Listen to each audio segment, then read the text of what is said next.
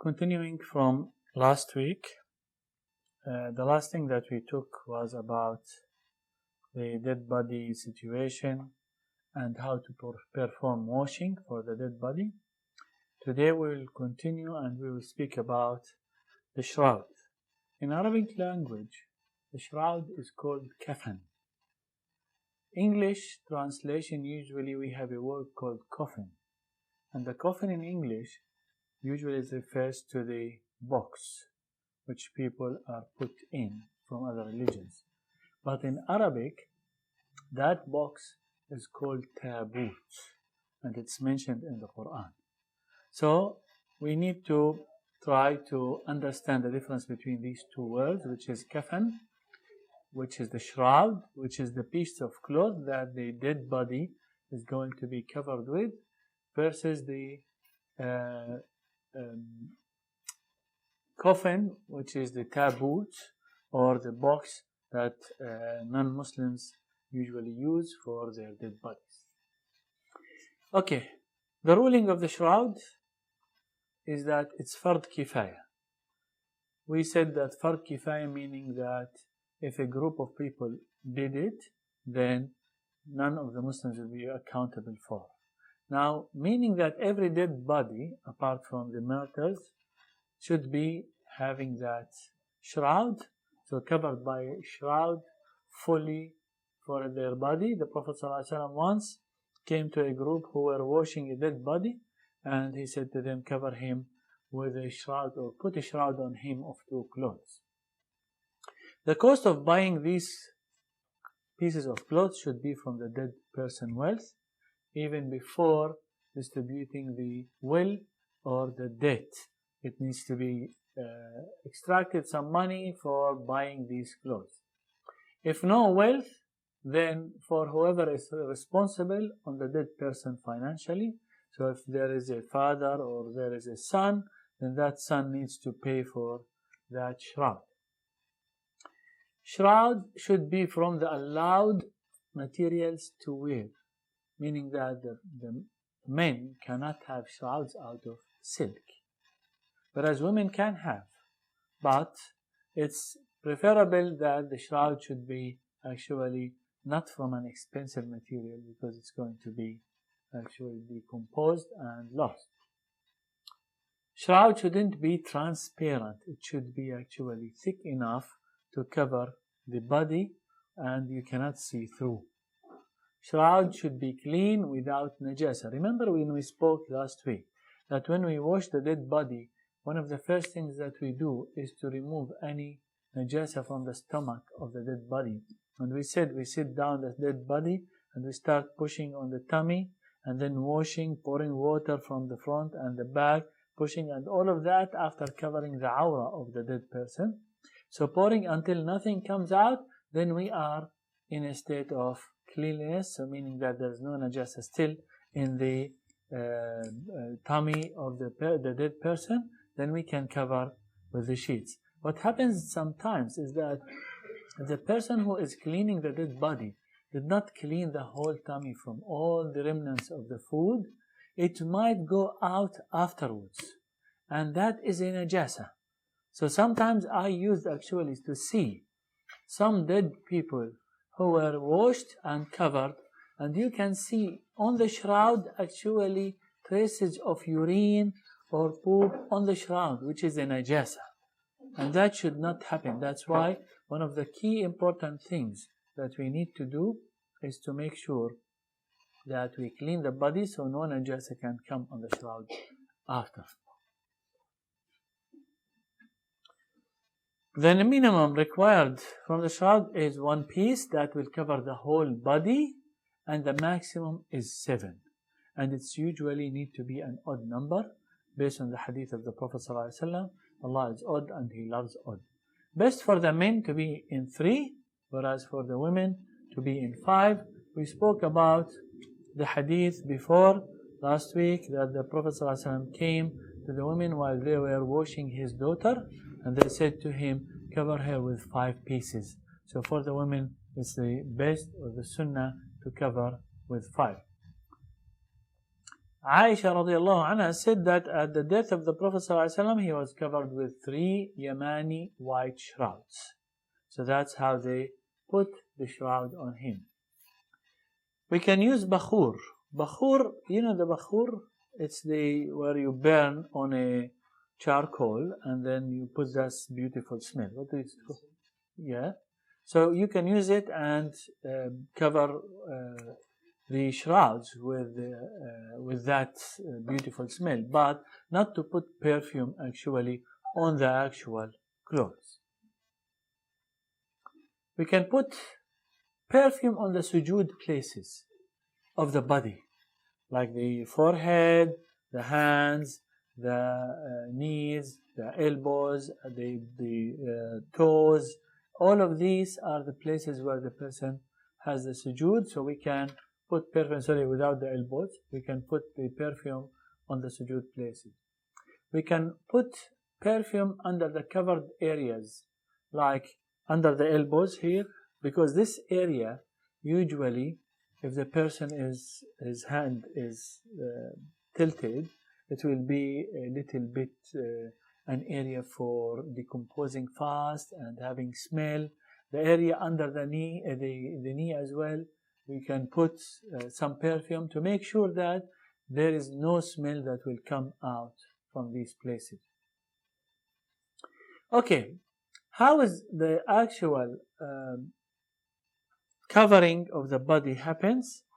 Is that usually what happens is that they will bring the dead body on for example, a bed, and we have a table like this that we want to put the dead body on. So the first thing, we have 3 types of things that we will use for the dead person. So the first thing we will do is we put ties. The ties are just strips of clothing, 4 or 5 strips, like this. So it's like maybe 60-70 centimeters. You put them first. And then on top of them, you put rectangular clothes, which are just pure white, nothing apart from that. You put them on top, like this, on top of the ties. So you just cover the ties with that piece of cloth.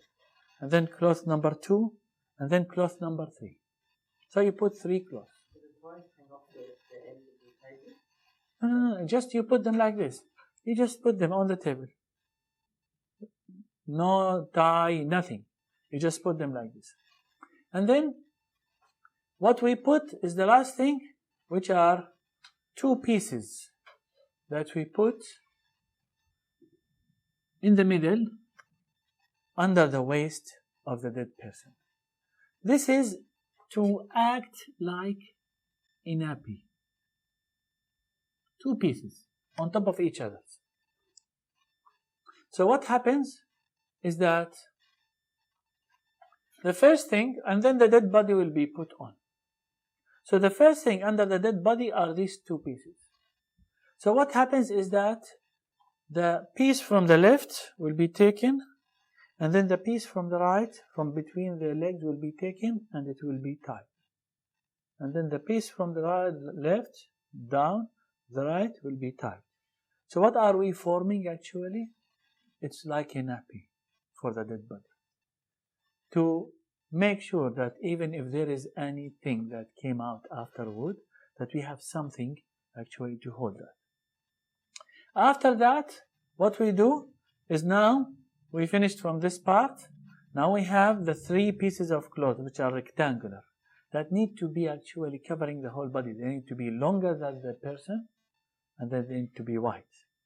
So we take the first side, put it on the dead body, and then the first side from the other side, put it on the dead body. That's cloth number 1. And then take the second one, cloth number 2, and then the third one, and the third one. It's like just folding on the dead body. And now what will happen? What will appear on the table?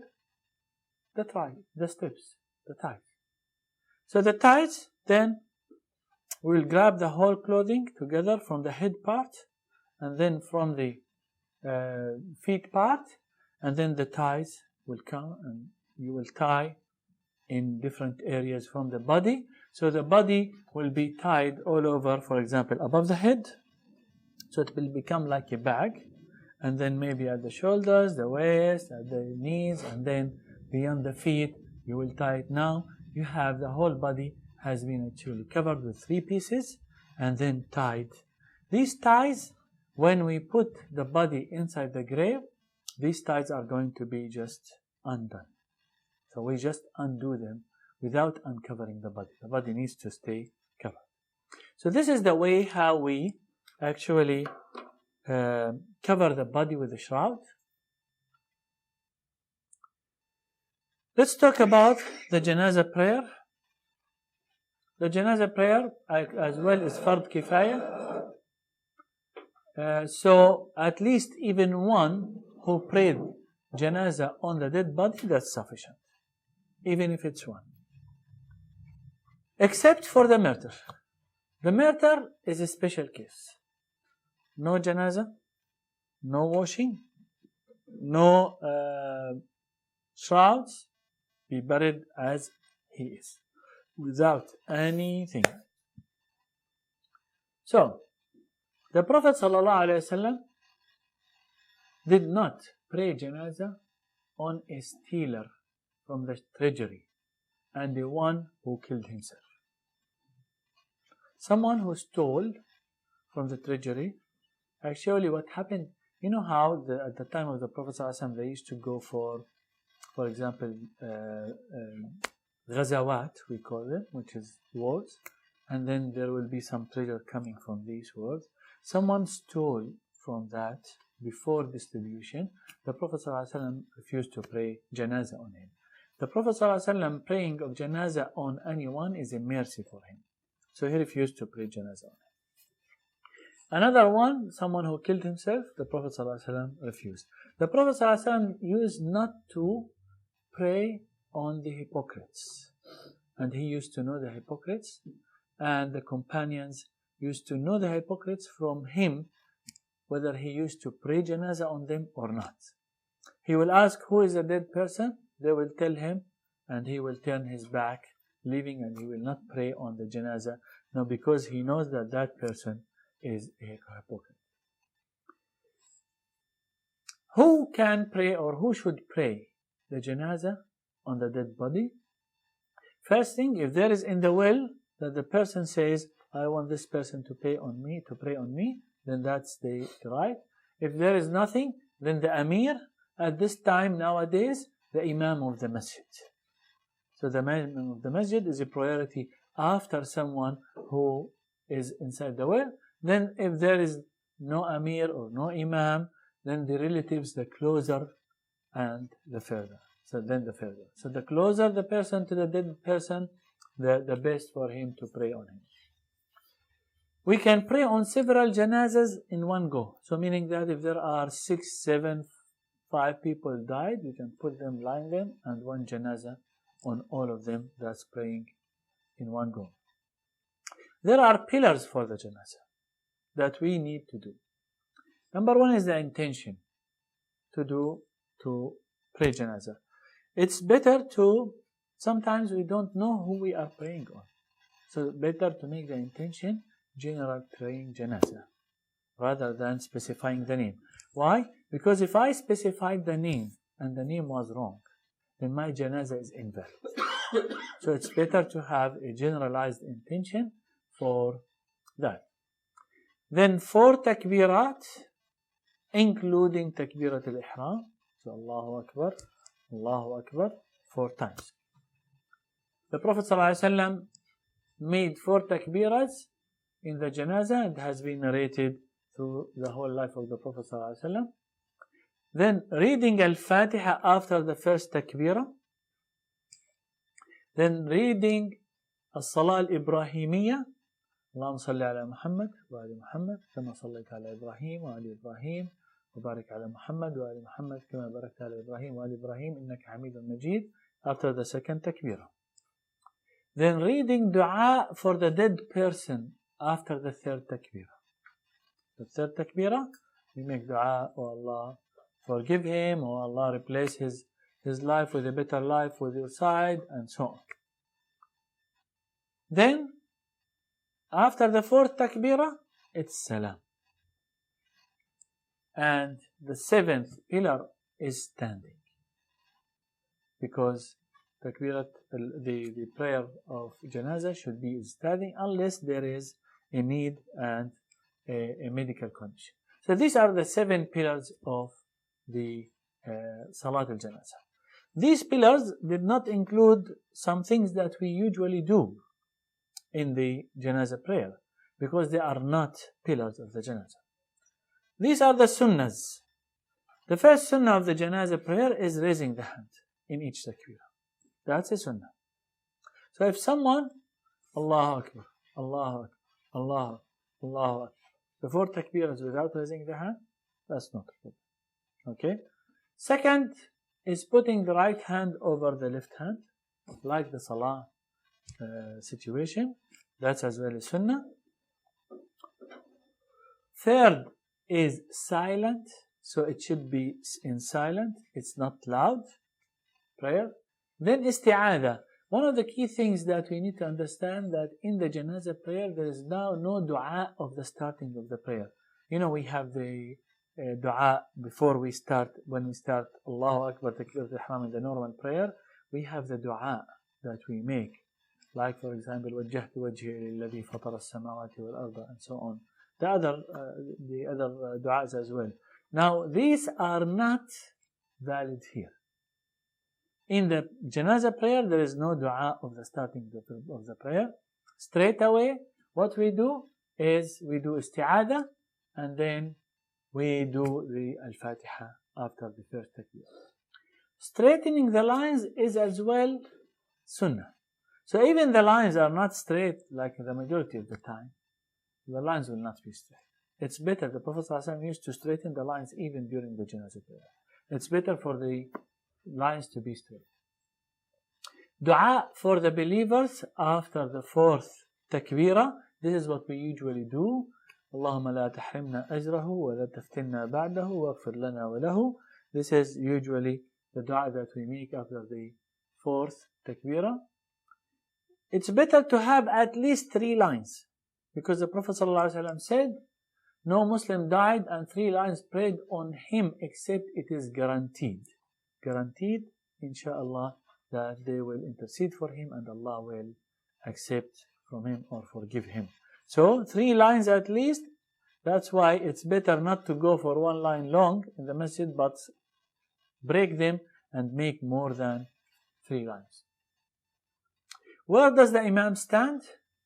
If the janazah is a female, the Imam will stand at the middle of the body.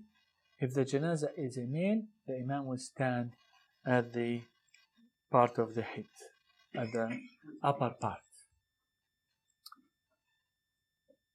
Who joins late?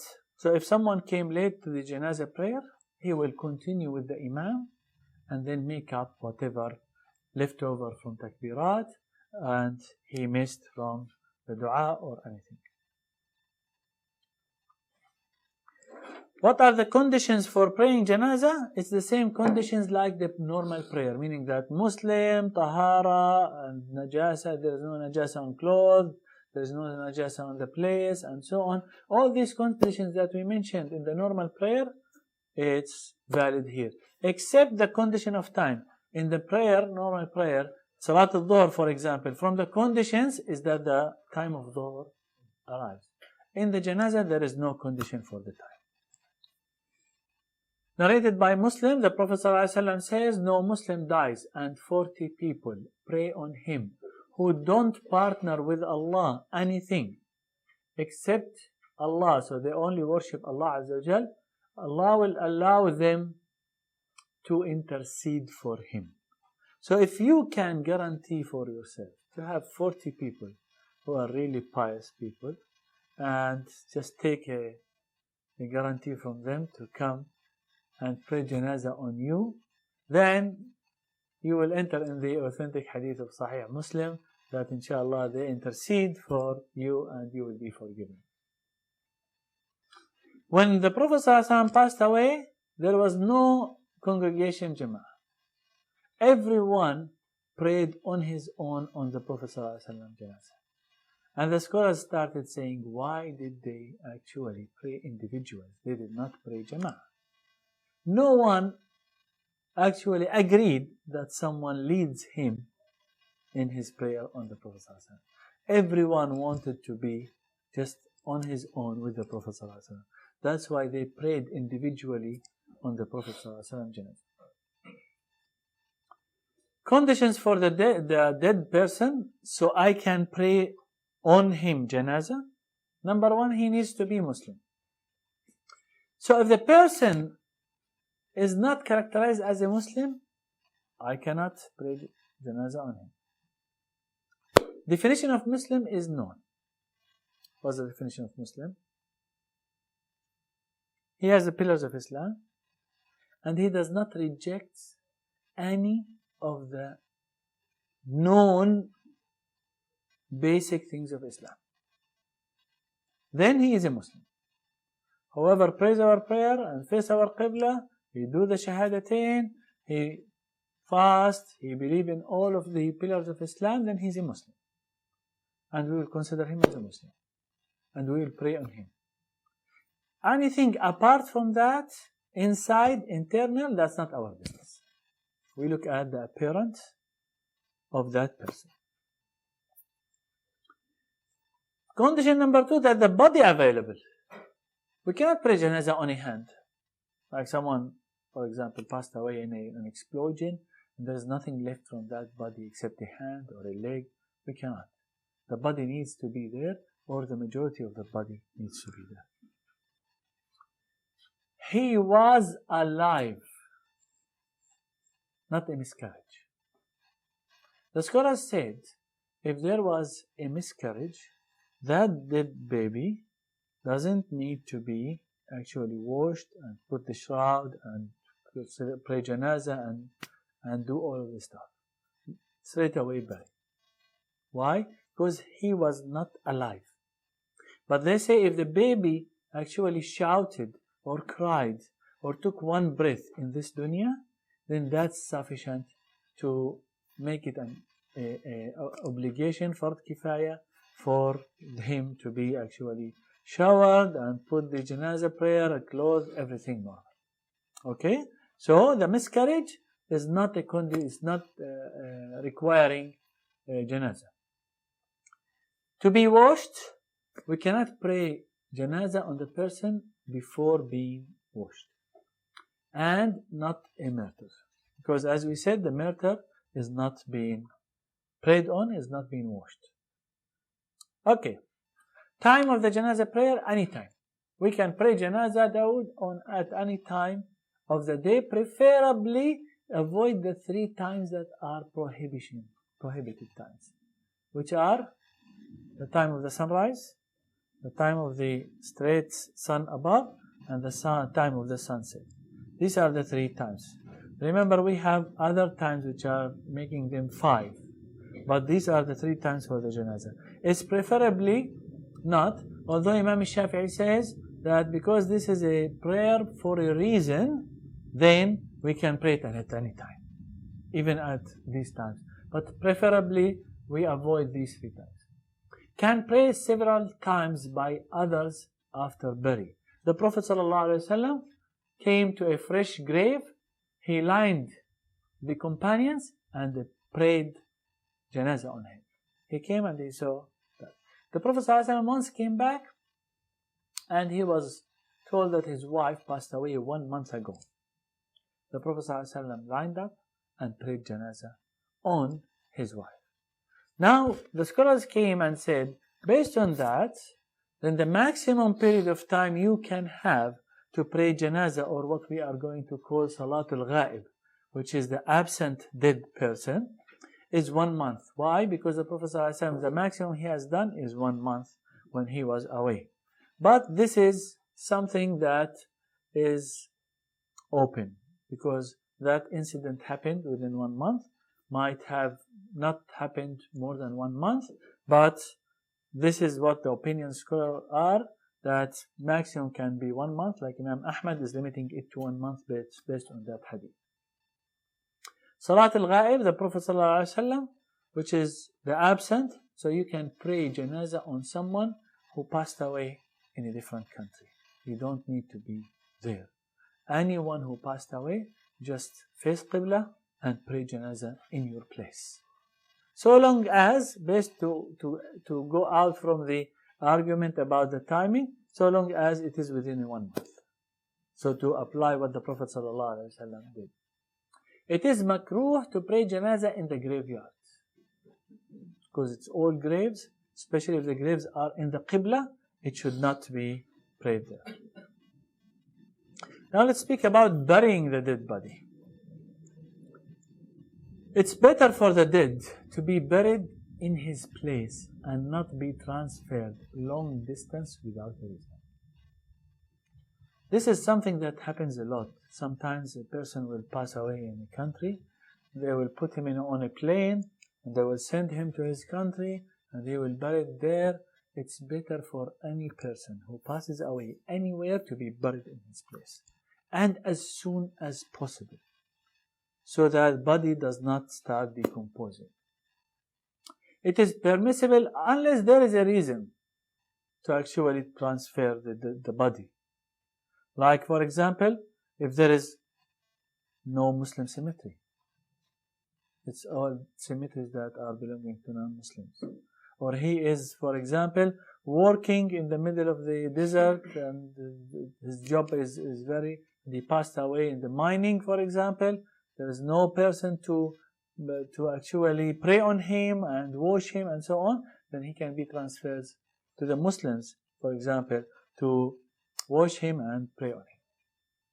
It is permissible to follow the janazah of non-Muslim, as the Prophet ﷺ ordered Ali radiallahu anh to follow the janazah of Abu Talib. Abu Talib, the uncle of the Prophet ﷺ, was a non-Muslim. And when he passed away, the Prophet ﷺ told Ali, follow the janazah until it's buried. So what does that mean? That we can actually follow the janazah of a non-Muslim. So in our case, living in a country like this, we are interacting with non-Muslims at work and so on. If there is an incident like this happen, there is no problem with us actually to follow the janazah until it's been buried. Some sunnahs for the janazah, for the burial, speeding. The Prophet ﷺ said, speed the janazah. If to good, then good you are sending him to. If for bad, then bad you are carrying on your shoulders. That's why we need to speed the janazah. Speeding the janazah does not mean running while carrying the janazah, but walking fast steps. And we need to respect the janazah. The janazah should not be carried like a bag. It should be respected. Usually, as we can see nowadays, the janazah is being carried on usually 2 poles with a piece of leather or cloth in the middle, or it's actually like a bed and people are carrying on their shoulder. That's a respected way of carrying the janazah, and we should continue doing this. It is sunnah to follow the janazah, sunnah for men and makruh for women. It is makruh for women to follow the janazah until it's been buried. It is sunnah to have tranquility while following the janazah. When we are walking, to be with khushu' and tranquility. If it's a woman, it is sunnah to cover the body with something thick that will not show the body, because it's a woman and the men are carrying that dead body. It is sunnah to walk ahead of the janazah for the men. The Prophet ﷺ used to walk ahead in front of the janazah. Standing while we are coming to the grave, it is sunnah to stay standing, not to sit down, because there might be a need for your help or support. It is sunnah not to sit until it's put on the ground. So these are things that we need to follow while we are in the state of burying the janazah. Just a reminder of the question and answer. Can someone remind me? Do you have it?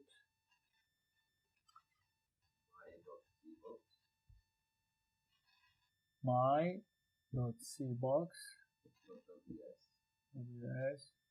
/Thursday _9 _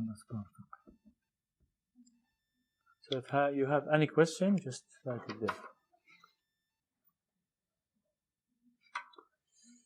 What are things that are makruh for the janazah? Number one, it is makruh to delay the janazah.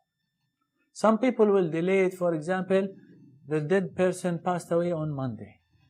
Okay, we'll leave it until Friday so more people will come to the janazah and pray. No, it should not be like this. It should be straight away. The moment that person dies, we should be doing the janazah straight away. It is makruh to sit before putting the janazah on the ground. It is makruh to go to the grave riding. Like someone is riding his car, going to the graveyard, it's better to walk. Of course, nowadays, if the graveyard is far, you cannot accept by ride. It is makruh to raise the voice with some remembrance. Lots of times what we see is that while we are carrying the janazah, someone will start saying, La ilaha illallah, astaghfirullah. This is makruh. We should walk with tranquility. We should walk with silence. Angels are walking with us. That's a place of respect and remembrance of Allah. So it is makruh actually to do all of these sort of remembrance. It is makruh to follow the janazah with fire or bakhur. Some people are carrying candles with the janazah. Or no, that's not. It's not supposed to be for in Islam to carry the janazah. It's makruh for the women to follow the janazah. It is makruh to carry flowers front of the janazah and put it on the grave. These flowers. This is all coming from imitation of non-Muslims. And the Prophet ﷺ said, whoever imitates people, he is out of them. So it's makruh for us to put any flowers or to carry any flowers with us going to the graveyard. So it's just a place of tranquility and a place of just khushu' and remembrance of death. Burying the dead body is fard kifaya, as we said. So it is an obligation. If someone did that, nobody will be accountable. Can be buried in a house. The Prophet ﷺ was buried in his house. Can be buried in a house. It's better to bury the person in the cemetery for the Muslims.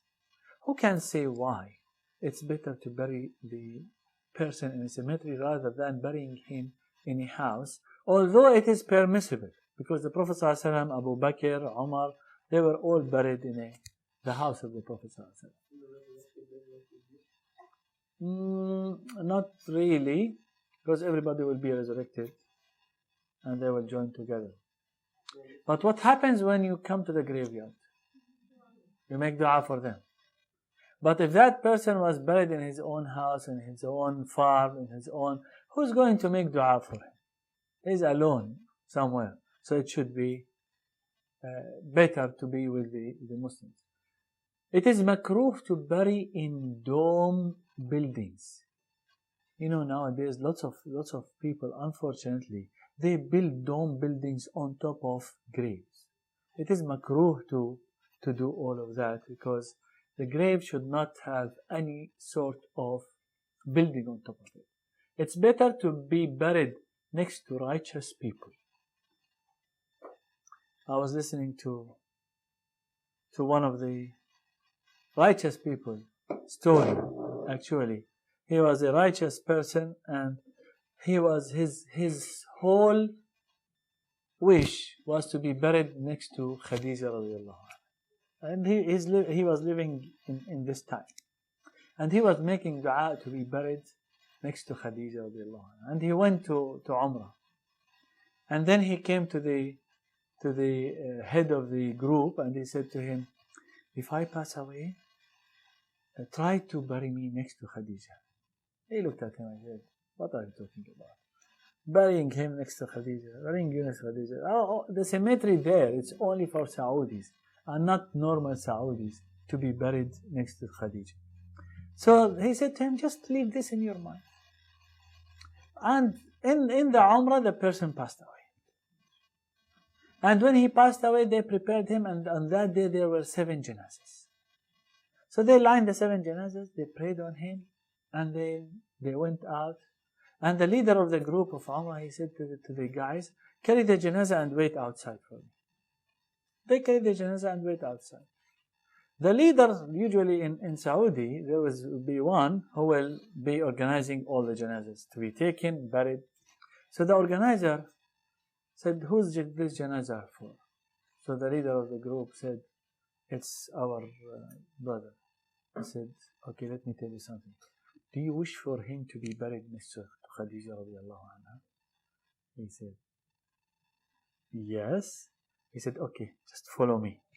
And from the honesty of that person, he was buried actually very close to Khadija radiallahu anha in the same cemetery that usually non-Saudis will not be buried. It's all about the intention, how he was actually willing. It's a matter of fact that we as people of the Sunnah, we believe that there should be an intercession, and these people can intercede to each other. So, to be buried next to righteous people is a good thing. It is mustahab putting all relatives in the same area. The Prophet ﷺ once buried one of the companions, and what did he do? He put a stone and he said, let it remind me so I can come again, or I can bury the rest of the family, and so it's mustahab if we want to bury the whole family around each other. So nowadays people will buy a piece of land in the cemetery and put it for the family to be buried one after the other. Speaking about the graves, and let's compare what happens with our cases nowadays, where people go shopping for the grave sign, go shopping for the stones that they are going to use for their graves, and so on. Minimum of the grave is a hole that will prevent the smell to come up. So it's a hole, bury, prevent the smell to come up, prevent the animals to come dig and reach the body. That's the minimum for the grave. The sunnah to be wide and deep. Nowadays they do not do it wide. They do it exactly maximum 2 meters. Sunnah to make it wide and sunnah to make it deep. All of what they are doing now, it's against the sunnah because they are measuring by meter and they are selling by meter the grave. In Uhud, the Prophet ﷺ ordered the companions saying, dig for your brothers and widen the grave and deepen the grave. So it's sunnah to have the grave wide and deep. There are 2 types of burying. One is called lahd and one is called shaq. Lahd and shaq. Shaq is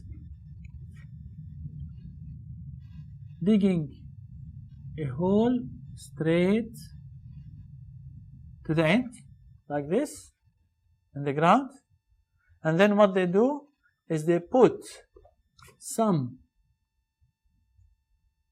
stones here, stones on this side, and on this side. And then they put the dead body, and then they put a cover on top of it, of the dead body, and then they just throw the sand on it. This is called shaq. Shaq meaning trench. The Prophet ﷺ was not buried like this. Actually, in Medina, when the Prophet ﷺ passed away, there were 2 people who used to dig graves. One day he used to dig like this, and the second type of grave is called lahd, which is how the Prophet ﷺ was buried. where there is the hole, and by the end of the hole they dig sideways.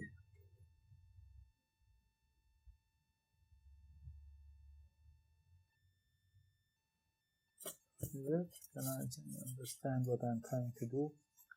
So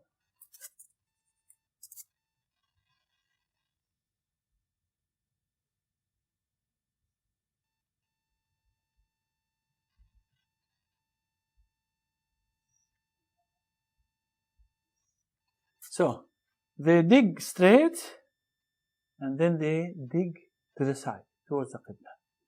And what they do is that they put the body inside here. And this is how the Prophet ﷺ was buried. This is called lahd.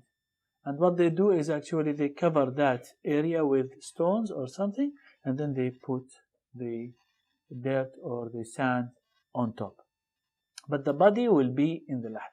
At the time of the Prophet ﷺ death, they called the two people which are digging the graves in the Medina. One is digging this way and one is digging this way.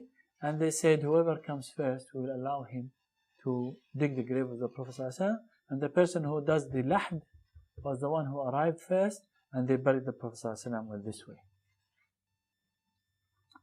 Facing the Qibla, of course, so the face needs to be towards the Qibla. Enter by the head. So meaning that what will happen is they will come. Imagine the Qibla is this side. Okay? So, meaning that the head needs to be, because the person needs to be on his right side. So meaning that the head needs to be here, and the legs need to be here. Like this, and on the right side. So how does the person being put inside the grave? He will be put from the head. He will be brought from the head and from the leg area. So the head will be sent down. Someone will be standing. The head will be sent down from the leg area, and then they will put him in the grave, and then they will actually turn him to the right so he can face the Qibla. It is sunnah to say Bismillah wa ala millati Rasulillah. So Bismillah and on the religion of the Prophet ﷺ. Placing the dirt on the grave, 3 handfuls. So after the dead body is being placed, it is sunnah to grab 3 handfuls of dirt and throw them in the grave, because people will start just shoveling the dirt. Sunnah, the Prophet ﷺ, every time he buried someone, he just grabbed 3 handfuls of dirt and then threw them inside the grave, contributing to burying the person. After everything is buried, it is sunnah to raise for there is, what do you call this size? From here to here. Do you have a name for it? In the Arab Middle East and in the Arab world, they have something called hand. Okay, and then there is arm. The hand is something around 20 centimeters.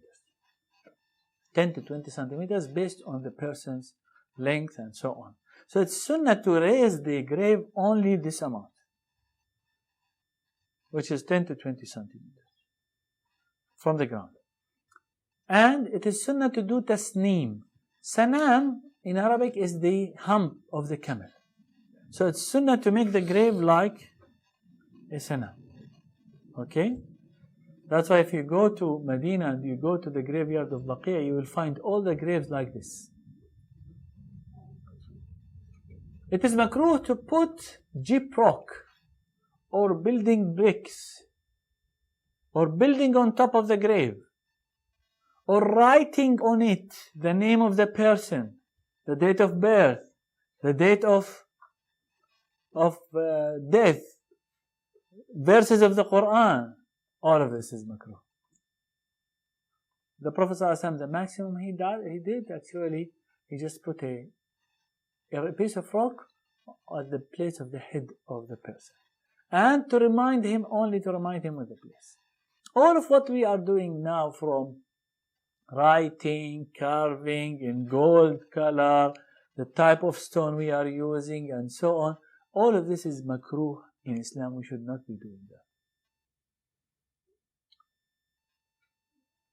It is makruh sleeping next to it or making it a masjid. Makruh of kissing the grave. Some people, after the dead person, they will hug the grave, they will kiss the grave. That's all not from Islam.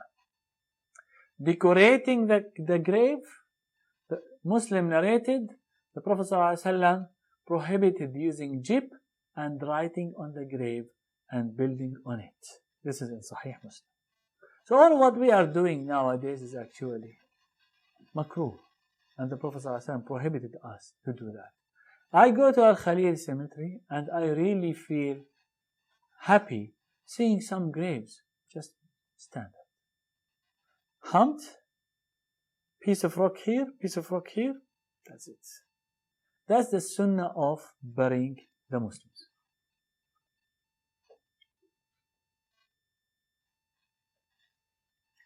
Putting gravel on the grave. The Prophet ﷺ, when his son Ibrahim passed away, he came and put gravel on the grave. So it's sunnah to put some gravels, no problems. And the stone as a sign at the head. This is what the Prophet ﷺ did. It's makruh to sit or step on a grave. So we make sure that we don't step on a grave. Digging the grave. After we bury the person, dig it and bring the person again, unless there are some exceptions, which is, if the person is not washed or shrouded, knowing that it hasn't been long time. So if the person 1 week or 2 weeks already passed, meaning that the body already started decomposing, no, we cannot open. But if it is today, and then they buried someone and we discovered that they buried him and he was not washed, then we dig it, bring him, wash him, put the shroud, pray on him janazah, and then bury him again.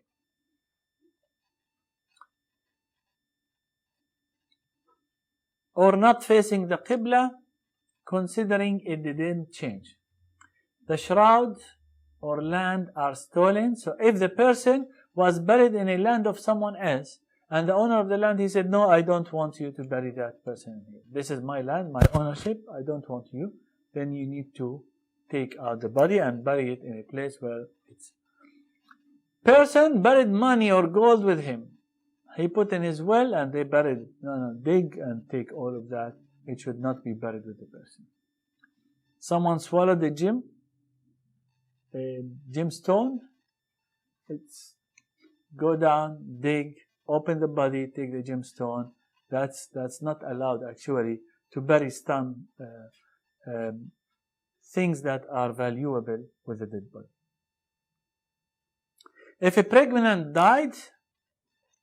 woman died, and actually the midwife said that, or the doctor said that the baby is still alive, so they can do cesarean and take the body of the baby out to rescue him. We can transfer the body for a need. For example, someone was buried in a non-Muslim cemetery. It's not allowed and should not happen. No Muslim can be buried in a non-Muslim cemetery, and no non-Muslim can be buried in a Muslim cemetery. So if they buried actually one of our Muslim brothers in a non-Muslim cemetery, we need to go, dig, take him, put him in a Muslim cemetery. Can transfer the body for a need, spraying water on the grave and putting some perfume. The Prophet ﷺ sprayed water, and even he put some palm leaves for other people as well on their grave. Can't bury more than one body in a grave except for a need.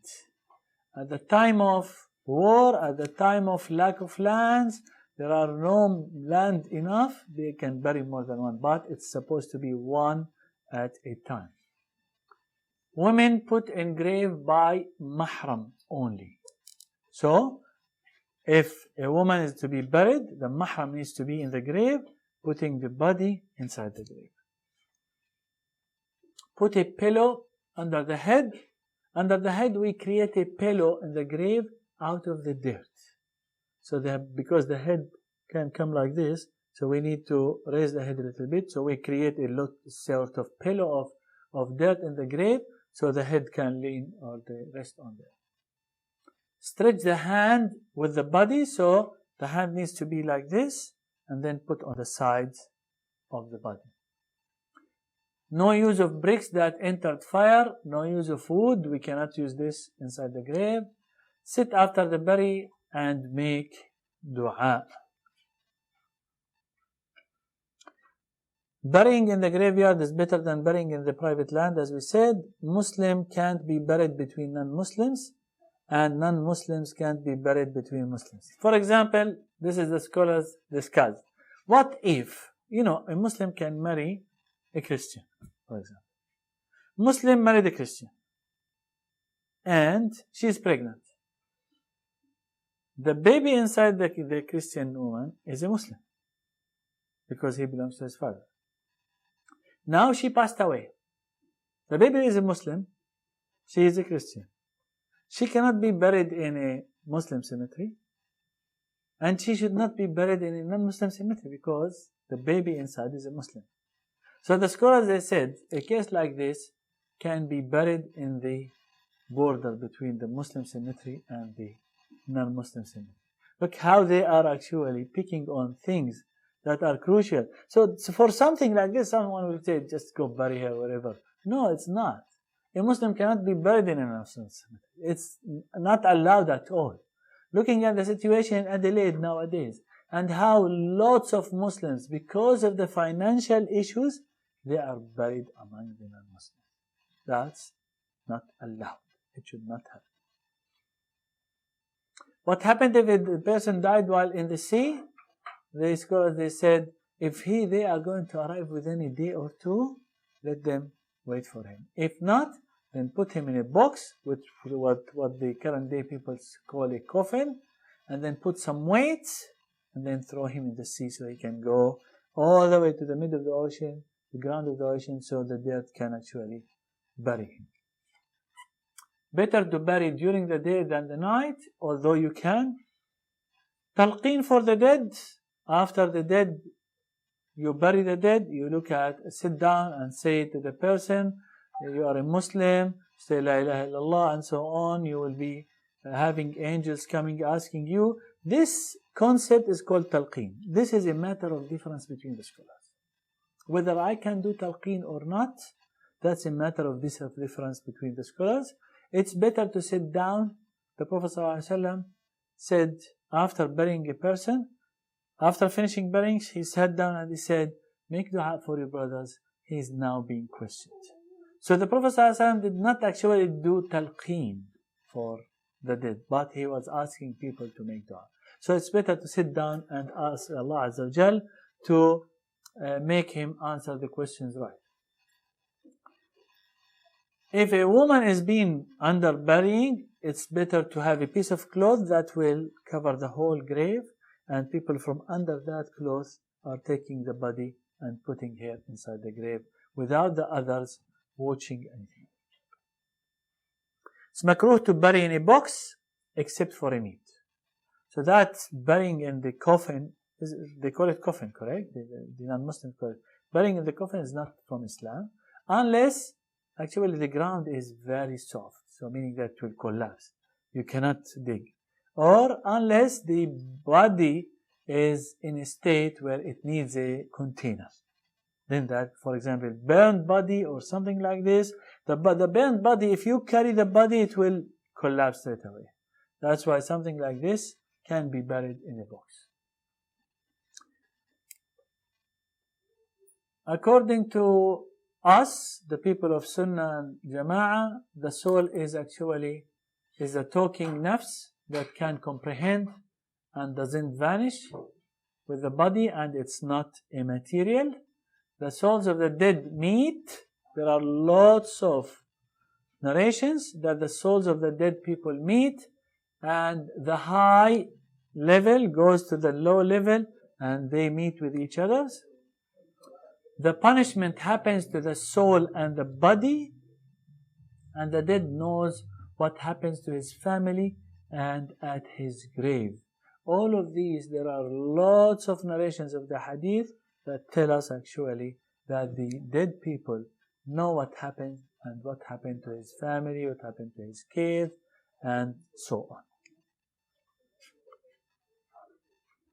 Makruh to be visiting the graves for women due to crying or raising voice. If this is not happening, then okay. So long as the woman does not cry or does not raise her voice, then that is allowed, because the wife of the Prophet ﷺ said, we were ordered not to go visit the graveyard, but we were not stressed for that. Meaning that there is a sort of allowance or a sort of lenience about that. We can visit the graves of non-Muslims. So nowadays, for example, we can go to the cemetery on West Terrace, just go around, and it's for the remembrance of the hereafter. At the end of the day, it's death. And you can visit. We say salam and make dua and read Quran when we are entering the cemetery. The dua that we know from the Prophet ﷺ, Assalamu alaikum, dara qawmin mu'mineen, peace be upon you, the house of people that are believers, antum as-sabiqun wa nahnu lahiqun, or wa inna bikum insha'Allah lahiqun, and we are following you insha'Allah. So this is the dua the Prophet ﷺ used to say. So salam and make dua, read al-Fatiha, read anything from the Quran. You can read the Quran in the graveyard, and that's not an issue. Speaking about condolence is another thing that, the last thing that we will speak about. It is actually to encourage the family of the dead person to be patient, and it is only for 3 days. And you cannot remind the people about their dead people after 3 days. So you cannot come, for example, after 4 days and condolence anyone. Life should actually start again, normal. So, there is a difference between condolence of Muslims or non-Muslims. When we condolence the Muslims, we say عظم الله أجركم وأحسن عزاءكم وغفر لميتكم. May Allah magnify your reward and make your aza, which is the area or the place where you are receiving people for condolence, make it a good one, and may Allah forgive your debt. What about if the person who you are giving condolence to is a Muslim, whereas the dead person is not Muslim? So you cannot say to him, may Allah forgive your debt, because he's not a Muslim. So you say, عظم الله أجركم وأحسن عزاءكم. If the person is non-Muslim and the dead person is a Muslim, then you will say غفر لميتكم. You don't say to him عظم الله أجركم. You don't say may Allah magnify your reward. You say may Allah forgive your debt. That's how we condolence for non-Muslims.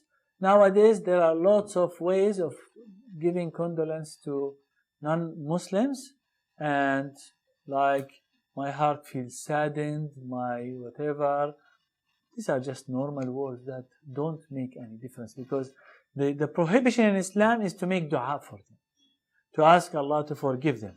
But the way they are condolencing each other is for us acceptable. So we can actually use these words for them to condolence them, instead of being just blur, and they will start thinking, what's wrong with these Muslims? Why they are not actually interacting with us. No, just give them my heart feels sad, my whatever. All of these words are there. The person can cry for the dead person, but cannot weep, cannot tear the clothes, cannot smack the face. Prophet ﷺ said the dead will be punished by the cry of his family on him. Now this is something that the scholars discussed. This is all the hadith that I'm mentioning, they are all mostly from Muslim and Bukhari. So this is an authentic hadith.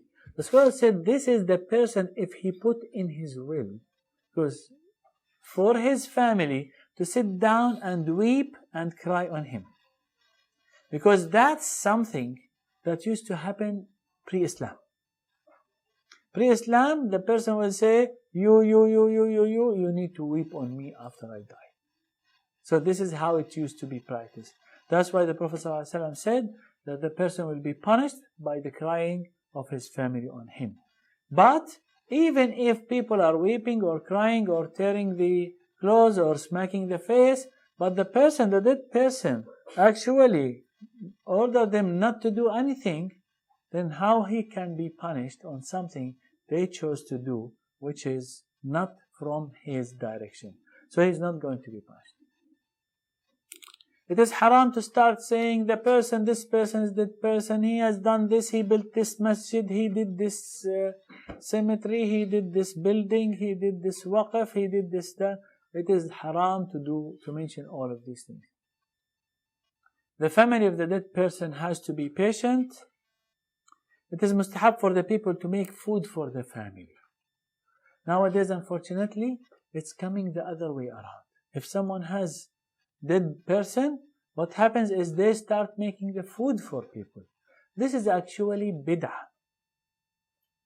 In the houses where people come and give condolences. Am I pronouncing it correctly? Condolences. In these houses, sometimes people will bring sweets on the third day, or sometimes will bring dates, or sometimes they will bring... It's not a matter of being generous and giving people.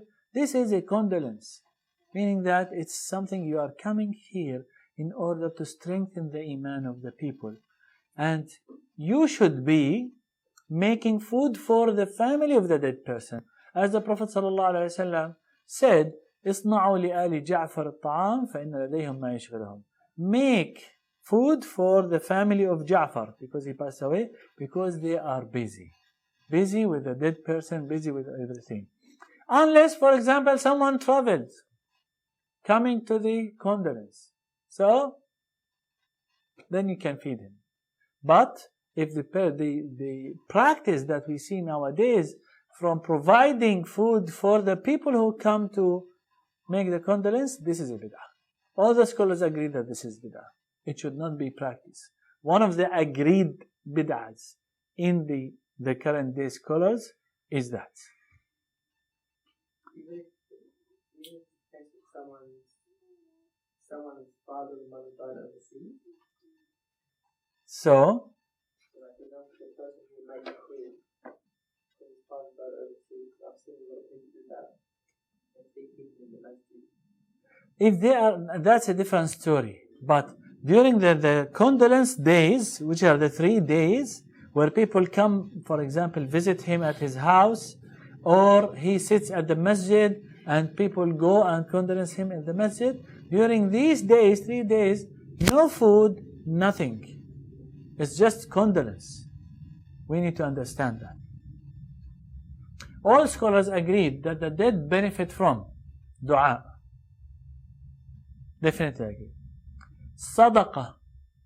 Donate and ask Allah to give it to the person. Hajj. Someone came to the Prophet ﷺ and said, O Messenger of Allah, my father passed away and he did not perform Hajj. Can I do Hajj on his behalf? And the Prophet ﷺ said, yes. Fasting. Someone came and said to the Prophet ﷺ, my mom passed away and she did not finish the fasting that she had to fast. Shall I fast on her behalf? He said to him, if it is a debt, should you pay that debt? He said, yes. He said, then the debt of Allah Azza wa Jal is more worthy of paying back. So that's why something like this can be done. They disagreed on the matter of reading Quran and sending the reward for the dead. All of them agreed that at the beginning, as the Prophet ﷺ said about Yasin, read it on your dead people. So all of them agreed that during the death, during the condolence, during the first short period of time, reading Quran is benefiting the dead person. After, for example, a month or two or a year or two, you want to read Quran and send the reward to the dead person, this is where they disagreed. They said, some said it will reach, some said it will not reach. For long story short, if you want to make it, make it. If it did not reach, you will take the reward. At least you are taking the reward for that, because this is a matter that is not haram or not a bid'ah. So now we finished all the chapter of praying. We have 2 more chapters to cover before we jump to the recent issues of our life. So we have to cover the fasting and the i'tikaf and the Hajj and Umrah. And these will be, inshallah, fast. And then we will start with the current fiqh of the current issues. Things like the Facebook, things like the mixing between genders, things like universities, things like boyfriend, girlfriend, music, all of these new things. We will start them, inshallah, after we finish these 2 chapters. Inshallah, may Allah make us from those who practice as Allah Azza wa Jal is pleased from. We have 2 quick questions. Is it makruh planting plant or tree on a grave? Well, the Prophet ﷺ did not plant any plant or a tree, but what he did is he put a palm leaf in 2 graves. When he came and saw 2 graves and said to the companions that these 2 graves are being punished, but they are not punished by a major thing, but it is a major thing. One of them used to slander, and one of them did not use to wash himself from urine. And then he took a leaf of the palm and then put it in the ground, and he said, I hope that this will release some of the punishment unless it dries. So that's why the scholars, they said the Prophet ﷺ did not plant actually. He put this leaf. But is there anything that prevents from planting? The question is, what is the reason behind the planting? If it is a worship matter, no, you cannot. Because in rulings in Islam, anything that is worship is prohibited. Unless there is an evidence, you can do. In matters, general matters, everything is halal unless there is an evidence that it is haram. So in this regard, you ask yourself, why are you doing it? Are you doing it as a sort of worship? Following the sunnah the Prophet ﷺ did not plant it. But the Prophet ﷺ put a leaf of a palm tree. Okay? So this is what needs to be done. Do you read dua when entering non-Muslim grave? Of course not. But when I enter, for example, the West Terrace Cemetery, there is a corner for the Muslims, the Afghani Cameliers that actually were here first, and they were buried there. So you go all the way to the end, there's a small corner just isolated, and you will find all the Mehmets there. You go there and you say Assalamu alaikum. You say the dua of entering the graveyard. But for the non-Muslims, of course, you don't say. Alright? جزاكم الله خير. سبحانك اللهم وبحمدك نشهد أن لا إله إلا أنت نستغفرك ونتوب إليك.